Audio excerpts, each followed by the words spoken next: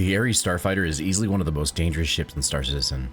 As the only heavy fighter with a single size 7 weapon mounted to the fuselage, similar to an A-10 in real life, this ship will quite literally tear large ships to shreds. To test its capabilities, I spent hours putting the Inferno and the Ion through as many high-risk bounties as I could access, and also did research on everything that could make this ship great. And I realized that even after armor gets added into the game, this ship will continue to be one of the strongest against much larger opponents once the ship roles are balanced. In this video, we're going to review what makes the Ares Starfighter one of the most dangerous ships to come across and how it could be utilized in the future with an effectively balanced strike package. Now this is important to understand, so if you're unsure of what a strike package is, stay tuned and I'll explain to you why it will be important in the future and how the Ares fits into it. But first, if you want to see more in-depth ship reviews, hit that like button and be sure to subscribe and click the bell to receive notifications so you don't miss out on any future videos. To the rear of the ship, you'll notice the Ares' 4 very capable and powerful engines that give it a decent speed of 170 meters per second in SCM and 1,170 meters per second max speed in nav mode. Beyond the engines, on the underside of the ship, is the storage compartment, where you can place items you looted by allowing you to unload your backpack. It also has a weapons locker as well, giving you storage for small arms.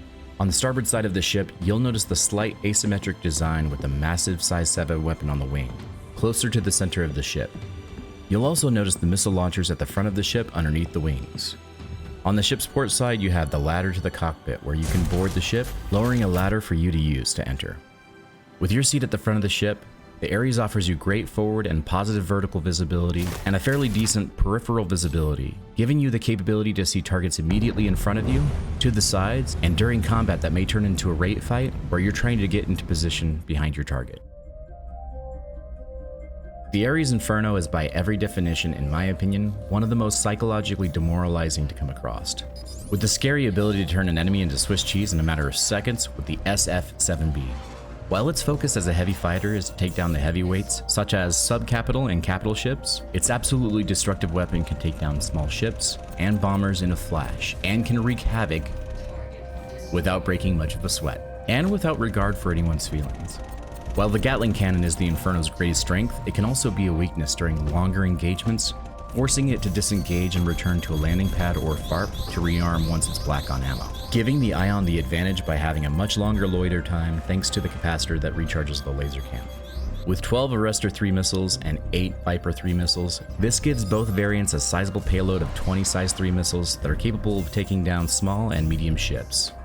While you can switch out the mounts for the Vipers for 16 size 2 missiles, up to 2 size 5 missiles, the integrally mounted Arrestor 3 missiles can only be swapped out for missiles of the same size. This gives you the option to have 28 missiles in total if you choose to switch out the missile racks on the wings for 2 size 2s.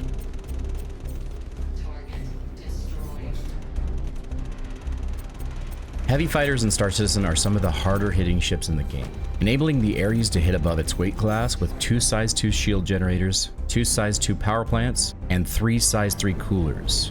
All of these larger components, massive weapon, and overall the ship's larger mass cause it to have much worse maneuverability than much smaller light fighters, making it slightly more agile than a ship such as the C-1 that's primarily used for cargo, and is beaten by the Vanguard and F-8C Lightning with 32 and 36 degrees per second respectively. This makes it the least maneuverable heavy fighter. However, as I mentioned before, this ship is designed to take on much larger ships than those in the same category, making the maneuverability of the ship less of an important issue when used for its intended purpose. The ship also flies really well and doesn't feel overly heavy either in space or in ammo. The only negative is that the ship has plenty of mass, and it will take a little longer than others to slow down.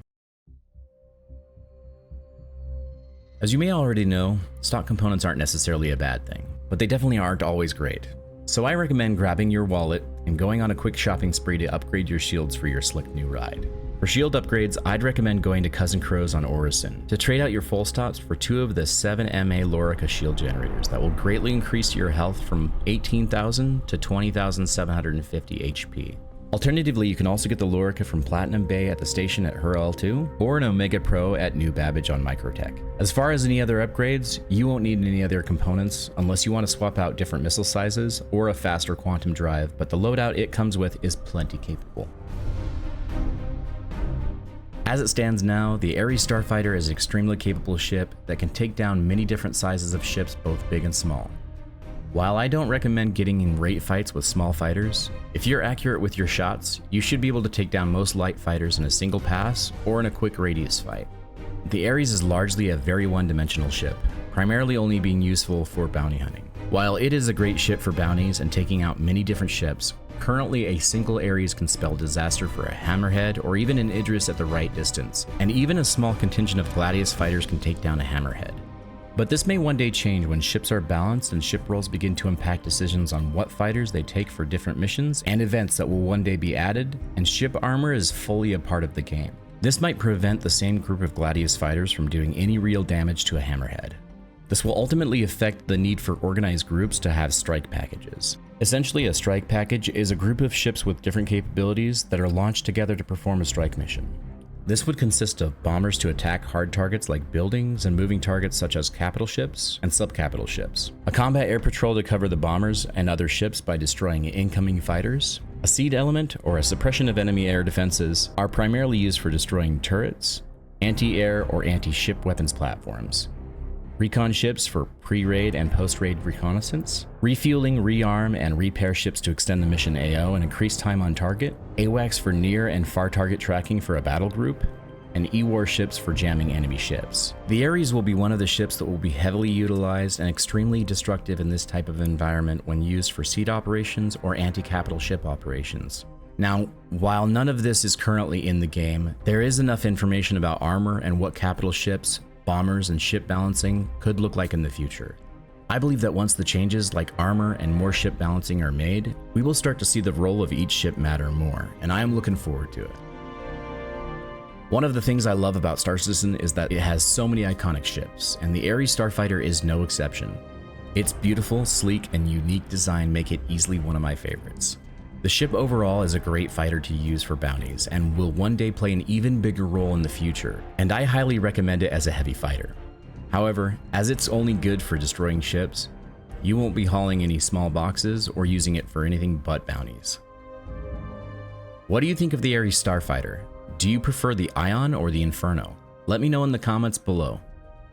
If you enjoyed this video, be sure to hit that like button and subscribe so you don't miss out on any future videos by clicking the bell to receive notifications. If you want to join the channel and get special perks such as loyalty badges, priority replies, and more by supporting the creation of these videos, then consider becoming a member. And if you're looking for one of the best solo ships in Star Citizen, you'll want to check out my video about the Spirit C1. And lastly, don't forget, we have a giveaway going on right now up until March 3rd, and it is the Zeus Mark II ES. So if you want a chance to win this awesome ship, go click on the link in the description below for more information on how to enter. Don't miss out on a chance to win this amazing ship. Fly safe, pilots, and I will see you in the next video. Havoc out.